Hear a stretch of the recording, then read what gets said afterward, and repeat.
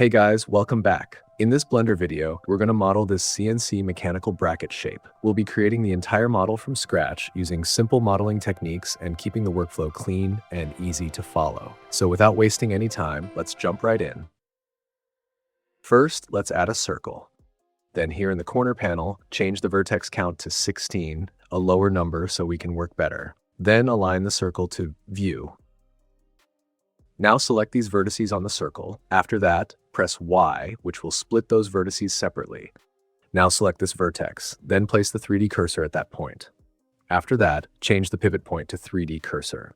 Now select the vertices of this part that we just split, and then press SX-1 to flip it to the other side. This will scale it from the 3D cursor and flip it across to the other side. Now let's add another circle. Then here, change the vertex count to 8. Also align to View, then move and snap this here. Now over here in the snapping options, change the snapping type to vertex. Then snap this circle to this point like this. Place the 3D cursor at that point as well. Then scale the circle down to get that curve on that corner over there properly. Delete these vertices of the circle that we don't need. Delete this half circle as well. This maybe will move a little bit further. Then select these vertices and press F to join them. Then let's extrude this vertex down here.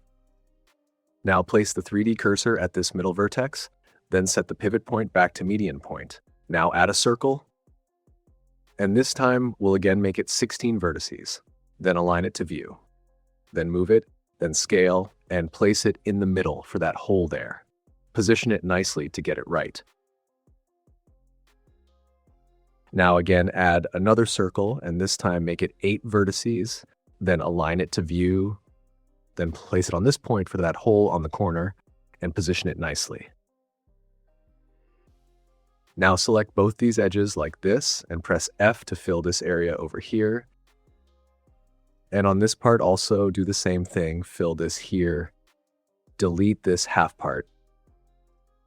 Just adjust this vertex a little, then extrude this vertex to the middle. We'll now add a mirror modifier to mirror this on the other side, and here turn on clipping. Now when we move this vertex in the middle, it will clip there.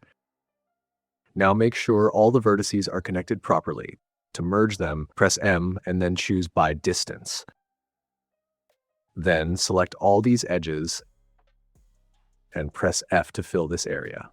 Now we'll start building the topology here. So connect these vertices like this.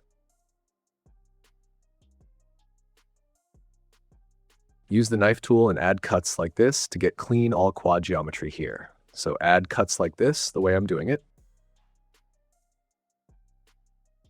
You can also first build clean geometry before adding the holes as well, and get clean topology here, and then add the holes later after connecting everything.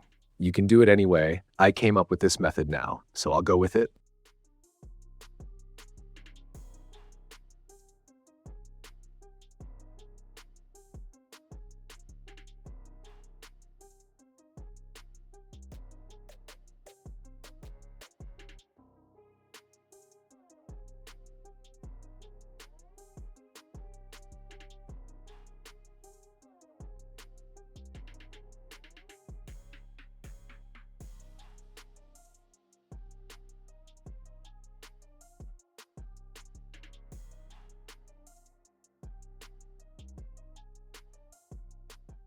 Okay, so now over here, everything is connected properly and we've got nice all quad geometry. Now here, just try to space these nicely using Loop Tool space and by sliding vertices. So this looks clean here.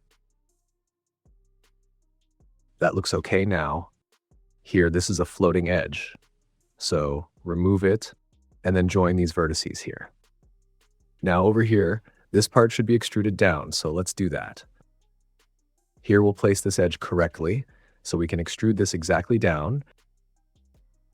We can space this here using Loop Tool space. Now select this edge and then extrude this down. This corner must be rounded. So let's vertex bevel it to make it round.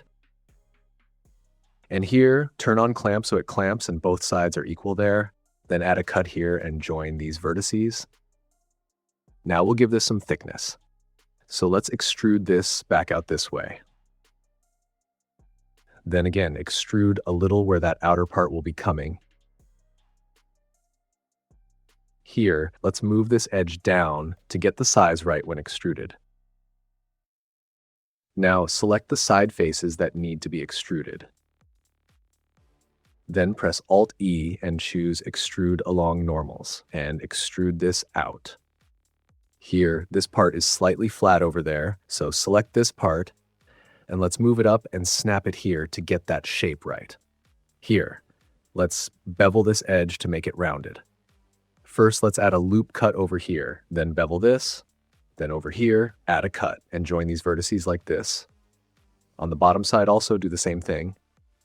Over here, let's add a few loop cuts. Now let's add the hole over here.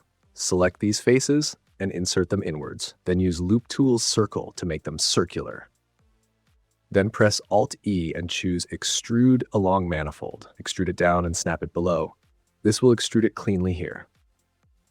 Then connect these vertices here.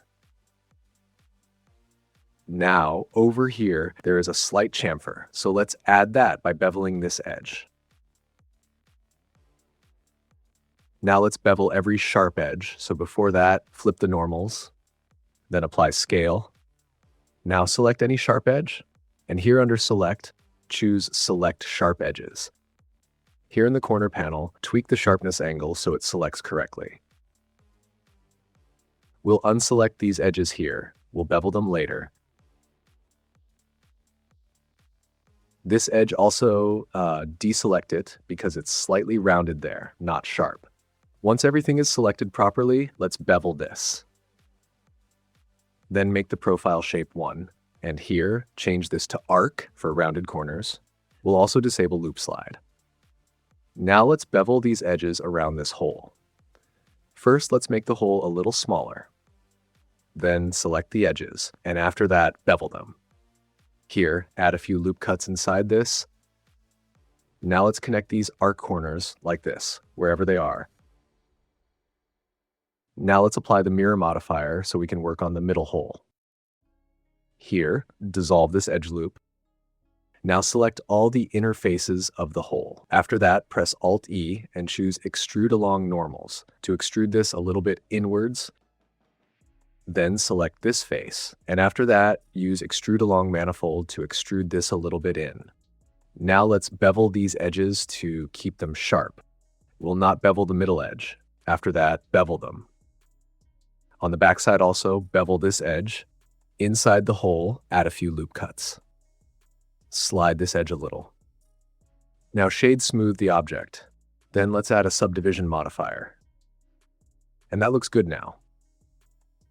Here in the bottom corner, you can see the bevel edge looks pulled. So we'll fix it like this by redirecting the edge here. First, vertex bevel this vertex and keep the segment level at 0 to get this bevel. Then join these vertices like this. Slide these vertices and merge them here, and they will merge due to auto merge. Then slide these vertices a little just to space them out here. Activate the subdivision modifier. And now that looks good there.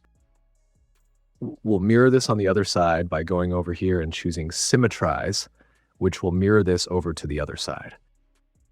On the back side also, do the same thing as the front. This looks great, and we can say this is done.